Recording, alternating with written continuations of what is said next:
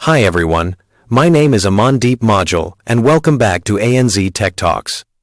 In this episode, we'll dive into the latest Agentforce updates from Salesforce, October 2025. Agentforce in Winter 26 introduces key enhancements. You can now build and test agents in Salesforce DX using CLI and VS Code via Agentforce DX. New CLI flags like apex-debug generate apex-debug logs with transcripts, and test results now include JSON details of invoked actions. Agents can be activated or deactivated with CLI commands. A new Setup UI simplifies managing custom Lightning types for employee agents. Apex methods with @aura enabled can now be exposed as agent actions via the VS Code extension and Open API metadata.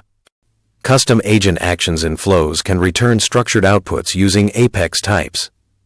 Agentforce updates release monthly, so developers should monitor ongoing improvements across Salesforce, Slack, and third-party platforms. Stay tuned and don't forget to like, share, and subscribe.